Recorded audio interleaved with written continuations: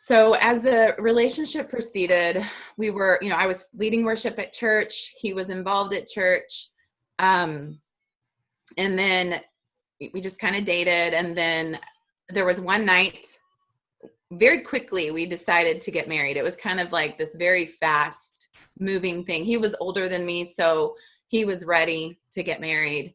And then, so there was one night I remember on the front porch at my parents' house, because I still lived with them. And we were sitting there together, and I heard this voice, just very loud and clear. I want to say audible, but it wasn't like a booming voice from the heavens, but it was something very clear to me that said, "Don't marry him, be afraid of him." And at that point, I did not have anything on the outward to make me think there was anything going on with him in that realm, but just that voice. And so that, coupled with kind of like the hesitations in my heart, should have told me something. But again, it was one of those things, like, once I was in the momentum of the relationship, we were already planning the wedding. We were doing premarital counseling. The pastor said that we were the most compatible he had ever seen.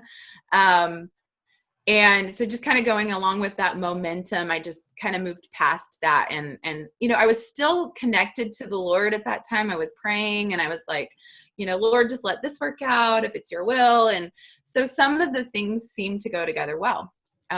So needless to say, we got married in December of, it was 2001. As my view of him, he was a man that prayed. He was, and in fact, he would pray and I would see God answer.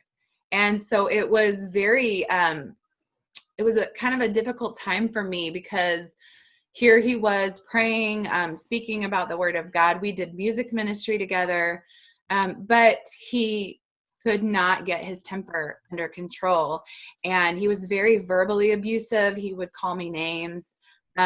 He was very, I want to say controlling. It was in a way of like, if I didn't do something right, he would criticize the way I did it.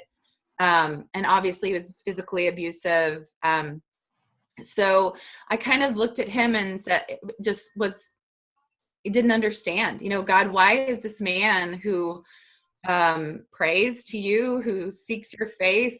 What is it about him that he can't kick this, or, choose not to? Is it a choice? Is it something about him?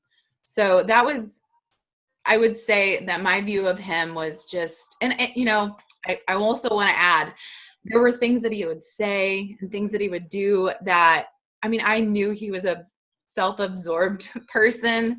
So I did see that, and I could always look back on that. But I'll be honest, it was really not until a couple of years into the marriage where I truly looked back on that day when God said, "Don't marry him, be afraid of him," and thought, oh, that really was the Lord, obviously, because I was just so caught up in the relationship.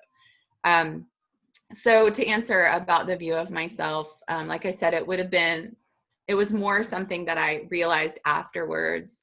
And obviously shame, the shame of just thinking, wow, God warned me, and I just went on with this. And shame in a way of, ministry wise, growing up in a Christian home and in a pastor's home, I knew that my heart was in ministry. And even when we met, I was doing ministry. I had planned to do ministry. I was also working in the youth group. And so there was the shame of like, wow, like I totally destroyed my life. Is God really going to be able to use me? I can't believe I'm here. How did I end up here? And then I think the more and more, like with my relationship with my husband now and different avenues in my life, I've kind of come to understand that it put me in this place of feeling like my opinion wasn't valuable. Because a lot of times the things that would trigger him is if I disagreed with him on anything. And so, and I always felt, and some of this came from growing up. You know, you always carry things into your relationships, but just kind of like feeling like nothing I had to say mattered, and that I should just be quiet and just go along with everything.